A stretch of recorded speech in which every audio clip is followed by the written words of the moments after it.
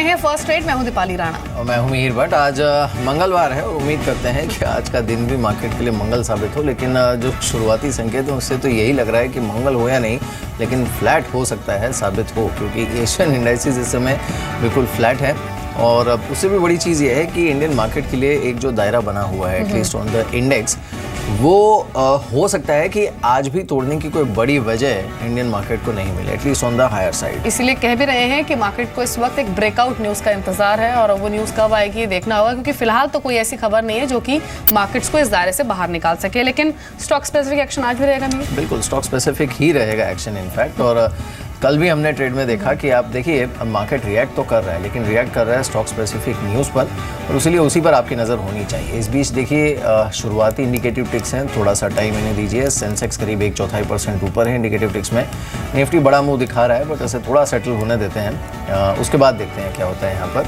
लेकिन जो सेंसेक्स का मुंह है 1/4% के आसपास का, आई थिंक वही एक इंडिकेशन है कि मार्केट एट द बेस्ट किस दायरे में रह सकता है एटलीस्ट ओपनिंग के 1-1.5 घंटे बाद। बिल्कुल, लेकिन अभी इंडिकेटिव एक्शन में एक ब्रेकआउट डेफिनेटली दिख रहा है 150 पॉइंट्स ऊपर निफ्टी 9464 के लेवल्स पर। लेकिन आज के सेशन में फोकस रहेगा पूरी टेलीकॉम पॉकेट पर। भारती एयरटेल के आज नंबर्स जारी होंगे, तो आज आइडिया ही नहीं, भारती एयरटेल हो, रिलायंस और रिलायंस कम्युनिकेशन सब पर फोकस होगा। इस बीच रुपए की ओपनिंग हुई और 13 पैसे की वीकनेस के साथ रुपया खुला है डॉलर के अगेंस्ट 64.43 के लेवल्स पर। 64.30 पर कल रुपए की क्लोजिंग हुई थी। लेकिन हर रोज फास्ट मनी शो में हम आपको टॉप 20 ट्रेड्स बताते हैं इंट्राडे पॉइंट ऑफ व्यू से। इन ट्रेड्स को एक बार फिर से रिविजिट कर लेते हैं।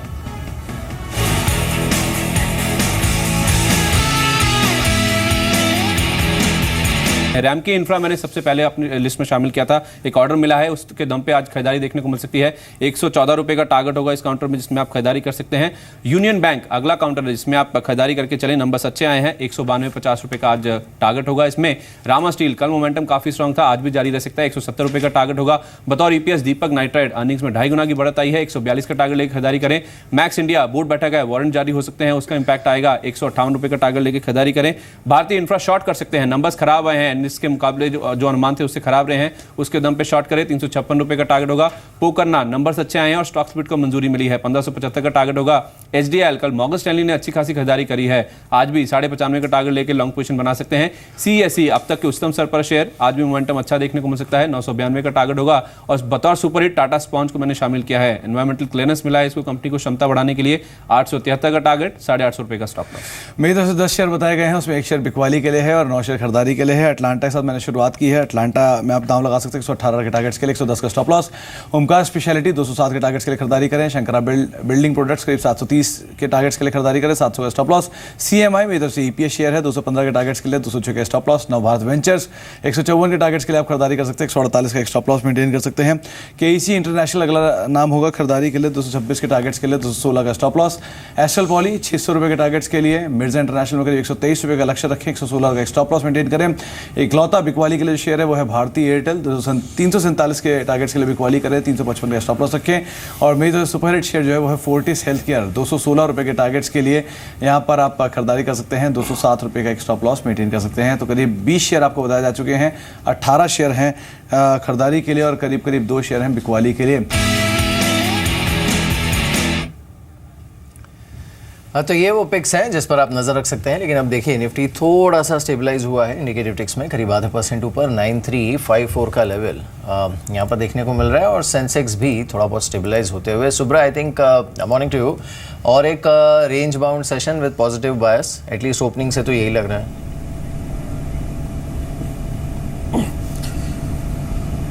यस मीर, आई थिंक यहाँ पर मार्केट में जो लगातार हम यही देख रहे हैं और एक ट्रेंड जैसी हो गई है। फ्राइडे को सेल ऑफ, लास्ट 3 लगातार फ्राइडेज को सेल ऑफ आ रही है और मंडे को कंसोलिडेशन के बाद बढ़त। तो कहीं ना कहीं मार्केट में यही है कि कोई भी गिरावट पे खरीदारी करे और वही हम देख रहे हैं। और खास करके अभी जो हुआ है कि यहाँ पर हेवी वेट्स की जो सपोर्ट है, खास करके likes of ICICI bank which have been underperforming, ये काफ़ी अहम है क्योंकि अभी ये मार्केट को स्टेबलाइजिंग करने का एक रोल ले लिया। तो आई थिंक नियर टर्म में एक 20-25 पॉइंट यहाँ उधर हो सकता है, लेकिन broadly the trend remains up. जी, मयूरेश, आज पूरा ही टेलीकॉम स्पेस लाइमलाइट में रहेगा क्योंकि भारती एयरटेल के नंबर्स आने हैं। अब जिस तरह के प्लान्स रिलायंस जियो के आए थे उसको बीट करने के लिए बाकी कंपनियां भी अपने अग्रेसिव प्लान्स लेकर आई थी कंज्यूमर्स के लिए, और ऐसा माना जा रहा है कि इन्हीं अग्रेसिव स्ट्रैटेजी की वजह से जो फाइनेंशियल्स हैं वो हिट हो सकते हैं। कैसे नंबर्स आप एक्सपेक्ट कर रहे हैं आज भारती एयरटेल से? एक वीक सेट ऑफ नंबर्स ही आएंगे, और जैसे आपने राइटफुली कहा, आई थिंक जो ब्लेंडेड आरपूज हैं जो लास्ट क्वार्टर में भारती एयरटेल ने पोस्ट किया था 172 रुपीज़ का, मेरे ख्याल से I think that blended ARPUs can come well below 160 और रुपीज़। इसके दोनों कंट्रीब्यूट्स होंगे कि वॉइस ARPMs जो हम देख रहे हैं, आई थिंक वहाँ पे एक 15% क्वार्टर ऑन क्वार्टर रिडक्शन हो सकता है, क्लोज टू दैट 25 पैसे और मार्क। जो डेटा रियलाइजेशंस हैं पर megabyte, they can correct almost 20% in my opinion and come below that 15 पैसे और मार्क का। तो कहीं ना कहीं आई थिंक डेटा यूसेज बढ़ सकता है, बट ओवरऑल मार्जिन पे प्रेशर आएगा। तो India margin can come around 34-34.5% in my opinion. और जो अफ्रीका बिजनेस है वहाँ पे भी आई थिंक थोड़ा प्रेशर रहेगा सिस्टम में, और वहाँ पे 20% के मार्जिन रह सकते हैं। तो आई थिंक डेटा रिडक्शन की वजह से data MRPs in terms of megabyte usage, in terms of realisations और वॉइस, ये प्रेशर क्लियरली रिफ्लेक्ट होंगे भारती एयरटेल के नंबर पे। So I am expecting a very weak set of numbers to come through, Bharti के लिए भी और आइडिया के लिए भी।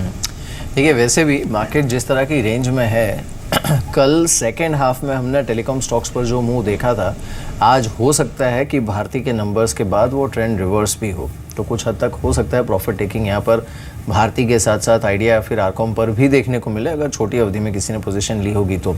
और एक स्पेस ऐसा था जिस पर कल हमने क्लोजिंग में अच्छा खासा सेलिंग प्रेशर देखा था, वो है हाउसिंग फाइनेंस स्पेस।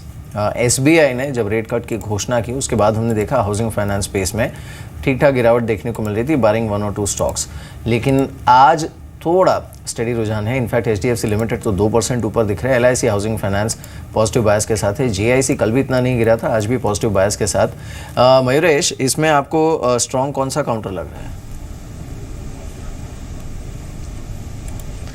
सो लार्जली हाउसिंग फाइनेंस की बात करूँ, morning Mir first of all मेरे ख्याल से I think Can Fin Homes ने एक बहुत बढ़िया प्रदर्शन दिया है, और जैसे इसकी AUM साइज़ है वहाँ पे बढ़ोतरी के बहुत बढ़िया चांसेस है इन टर्म्स ऑफ एडवांसेस। दूसरा, आई थिंक जो एसेट क्वालिटी का प्रेशर है, कंप्लीटली रिकग्नाइज करते हैं एसेट क्वालिटी प्रेशर्स। तो net NPAs are nil, provisioning is quite high. तो I think this is a very interesting stock to look eight.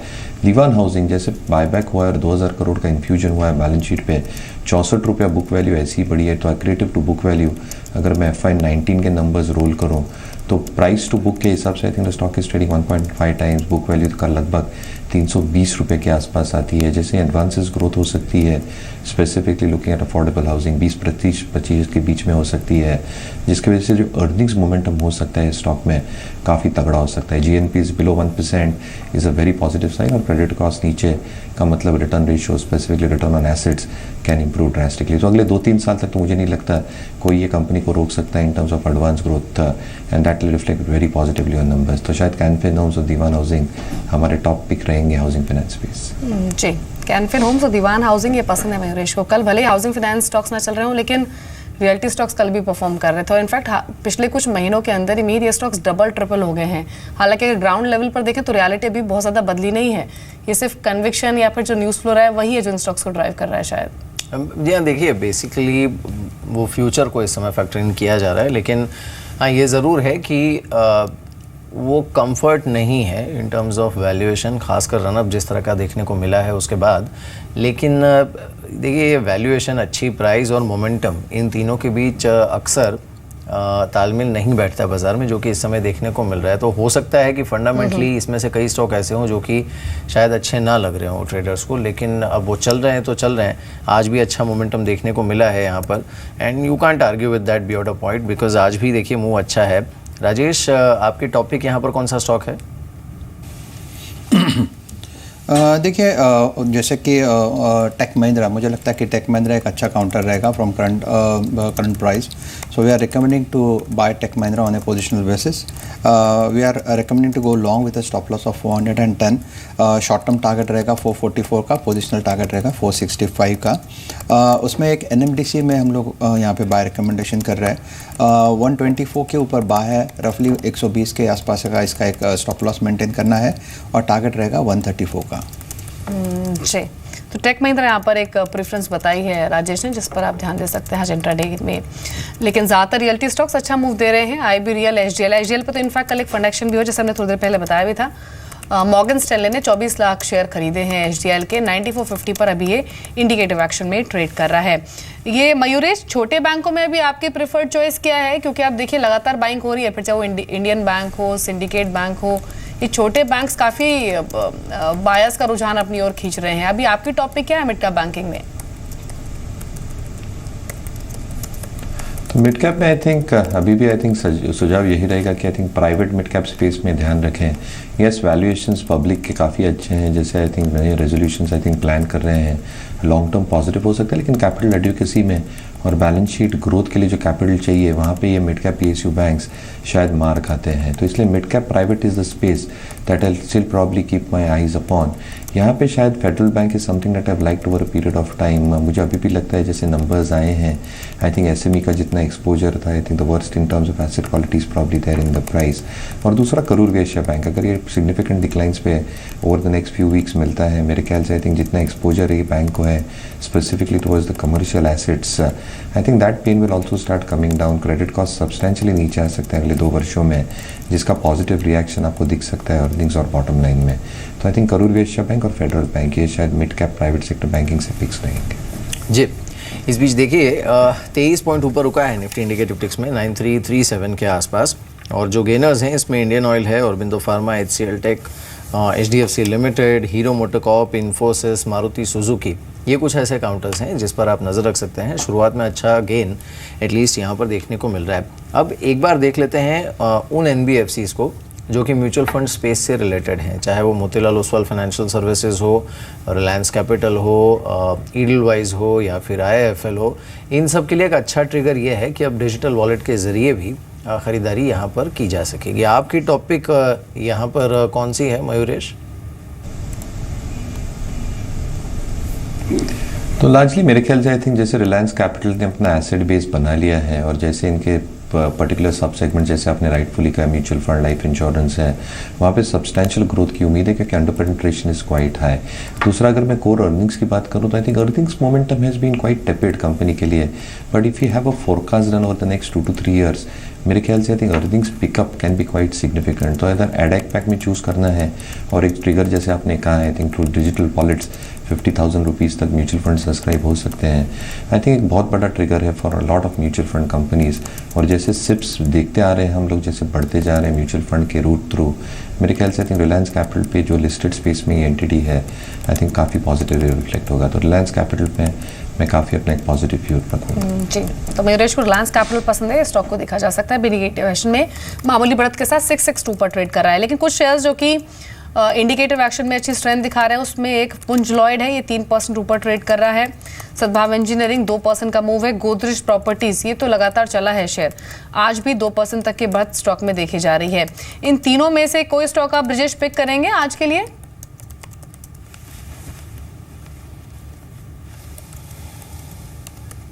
In fact Rajesh, आपकी कोई प्रेफर्ड चॉइस है इनमें से? देखिए, मुझे लगता है पुंज लॉयड एक बेटर बेट लगता है as far as the valuations are concern. Monthly chart भी बहुत स्ट्रॉन्ग है और इनफैक्ट वीकली चार्ट भी अच्छा है। जो इसका बेस बना था वो रफली 21 रुपये 70 पैसे के आसपास बना था। करंट मार्केट प्राइस 23.30 है, so one can go long with the stop loss of 21.50। Upside में there is a strong probability कि ये 28 का लेवल हिट करे। If I am not wrong, यहाँ से एक अच्छी रैली मिलेगी। रफली जो इसका टारगेट अनफोल्ड हो रहा है वो है 32 का। इस बीच मिड कैप में देख लेते हैं जो बाकी गेनर्स हैं उनको। बाजार खुलने में करीब 2 मिनट का समय बाकी है। 42 पॉइंट ऊपर मिड कैप इंडेक्स दिख रहा है। इसमें GMR है जो कि 2.5% ऊपर है। India bulls real estate, Jubilant life sciences, container corporation, InterGlobe, siemens, Havells, ये कुछ काउंटर्स हैं जिस पर अच्छा मूव देखने को मिला है। एविएशन में वैसे भी ट्रिगर्स काफ़ी सारे हैं, लेकिन अगर कोई शॉर्ट टर्म पिक लेनी हो राजेश, तो वो क्या हो सकती है? देखिए, वैसे देखा जाए तो जेट ज़्यादा बेटर लगता है क्योंकि जेट में कंसोलिडेशन दिखता है 525 के बीच में, वो एक सपोर्ट है। तो अगर यहाँ पे लॉन्ग यानी आपको इनिशिएट करना है तो आपका स्टॉप लॉस क्लियर है, 520 का एक स्टॉप लॉस मेंटेन करना है। अपसाइड में if I am not wrong, यहाँ पे जो मोमेंटम बचा है और जो फाइनल टारगेट है वो रफली रहेगा 585 से लेके 600 तक का। सो छोटे स्टॉप लॉस के साथ लॉन्ग कर सकते हैं। जी, लेकिन नज़र इंडिगो पर भी रखिए, एक नतीजे भी आने हैं इंडिगो के, और साथ ही साथ इंडिगो ने आज से समर स्पेशल ऑफर की शुरुआत की है, यानी जो बेस प्राइस रखा है वो 899 का रखा है डोमेस्टिक फ्लाइट्स पर, और इस ऑफर की शुरुआत की है 1% ऊपर। ये अभी करीब 1129 के लेवल्स पर ट्रेड कर रहा है, और जिस तरह का क्रूड का मोमेंटम रहा है उन्होंने तो एज एक दिया ही है इन सभी शेयर्स को। लेकिन अच्छी शुरुआत आज एविएशन स्टॉक्स की डेफिनेटली हो सकती है। इंडेक्स में जो स्टॉक्स आज पॉजिटिव ओपन हो सकते हैं उसमें एक बार फिर से सीमेंट स्टॉक्स पर ध्यान देना होगा। एसीसी अंबुजा कल के स्ट्रॉन्ग मूवर रहे थे, आज के सेशन में आज थोड़ी मुनाफ वसूली दिख सकती है, ½ नीचे 1701 के लेवल्स पर एसीसी अंबुजा में भी करीब ½ का डिप है। इंडेक्स करीब 20 पॉइंट्स की स्ट्रेंथ अभी दिखा रहा है। बिल्कुल, तो ये 20 पॉइंट्स की स्ट्रेंथ दिखा रहा है। रिलेटिवली अगर हम देखें तो निफ्टी बैंक भी आज थोड़ा सा क्वाइट है, करीब 1/4% की मजबूती यहाँ पर देखने को मिली। लेकिन ऐसे बैंक पर नज़र रखिएगा, बिकॉज ये सबसे ज़्यादा वॉल्यूम्स के साथ आजकल निफ्टी बैंक में ट्रेड होने वाला काउंटर है, तो इस पर नज़र रखी जा सकती है। करीब ½ ऊपर ये इस समय है, और ये इंडेक्स को भी कुछ हद तक सपोर्ट कर सकता है, तो उस लिहाज से भी I think we should eye it closely. लेकिन हाँ, निफ्टी 9337 पर आई थिंक आज के लिए भी जो 9350 के आसपास का दायरा है उस पर नज़र रखनी चाहिए। खुला है मार्केट 18 पॉइंट ऊपर, 9334 पर निफ्टी अब है, तो 18-20 अंकों की तेज़ी के साथ निफ्टी खुलते हुए यहाँ पर 9330 का लेवल, और सेंसेक्स करीब 50 पॉइंट ऊपर 29,973 के लेवल पर देखने को मिल रहा है। जो गेनर्स हैं इसमें HDFC, IOC, ग्रासिम, इन्फोसिस, ये काउंटर्स हैं जिस पर अच्छी मजबूती है। कुछ और काउंटर्स को देख लेते हैं जिसमें अच्छा रुझान देखने को मिल रहा है। मारुति सुजुकी है जो कि हरे निशान में है इस समय। इंडियन ऑयल हालांकि होल्ड कर रहा है हायर लेवल्स पे, तो यही वो काउंटर्स हैं जिस पर मजबूती थोड़ी बहुत देखने को मिल रही है। नुकसान वाले स्टॉक्स को देख लेते हैं। निफ्टी बस 12 पॉइंट ऊपर 9324 पर है। जो लूजर्स हैं निफ्टी के, इसमें भारतीय इंफ्राटेल है, Adani port, ITC, yes bank, ये कुछ काउंटर्स हैं जिस पर लाल निशान देखने को मिल रहा है। साथ ही टाटा पावर और सन फार्मा, ये कुछ अन्य काउंटर्स हैं जहां पर लाल निशान फिलहाल देखने को मिल रहा है। जल्दी से एक बार देख लेते हैं मिड कैप के गेनर्स को। मिड कैप में जहां पर मोमेंटम देखने को मिल रहा है, बिकॉज निफ्टी अब सिर्फ 8 पॉइंट ऊपर है, तो ब्रॉडर मार्केट को एक बार देख लेते हैं। मिड कैप में GMR है जहां पर मजबूती देखने को मिल रही है, ABB, GSPL, Torrent pharma, Jubilant life sciences, ये कुछ काउंटर्स हैं जिस पर अच्छी मजबूती है। इंडिया बुल्स रियल एस्टेट आज भी करीब 1% ऊपर इस समय ट्रेड करते हुए। मिड कैप के लूजर्स को देखते हैं जहां पर लाल निशान देखने को मिल रहा है। नुकसान जिन स्टॉक्स पर सबसे ज़्यादा है इसमें कैनरा बैंक है जो कि 2% नीचे है, अजंता फार्मा करीब 1.5% नीचे है, यूनियन बैंक, IGL, ये कुछ अन्य काउंटर्स हैं जहां पर लाल निशान देखने को मिल रहा है। एक बार देख लेते हैं टेलीकॉम स्पेस को। कल अच्छा मूव था इन सभी स्टॉक्स में, लेकिन आज भारती एयरटेल के नंबर्स आने हैं, और नंबर्स से पहले क्या रिफ्लेक्शन है। 1% नीचे भारती एयरटेल ट्रेड कर रहा है, कल 2% बढ़कर बंद हुआ था। आइडिया कल 7-8% बढ़कर बंद हुआ, अभी भी जो शुरुआत है वो फ्लैट हुई है, 8775 के लेवल्स पर ट्रेड कर रहा है। रिलायंस कम्युनिकेशन बिल्कुल फ्लैट है, और रिलायंस इंडस्ट्रीज भी मामूली बढ़त इस वक्त दिखा रहा है। पूरे ही एविएशन स्पेस को देख लेते हैं। Jet Airways, Indigo, spice jet, यहाँ पर ओपनिंग कैसी हुई है। इंडिगो के आज अर्निंग्स भी आने हैं। Flat with the positive buy साथ जेट एयरवेज खुला है, 540 के लेवल्स देखे जा रहे हैं। इंडिगो में करीब 0.1% का मूव है, 1126 का लेवल, और स्पाइस जेट एक कांस्टेंट आउट परफॉर्मर रहा है, और आज भी वो आउट परफॉर्मेंस दिख रही है क्योंकि अब करीब 2% ऊपर ये स्टॉक आ चुका है 123 के लेवल्स पर।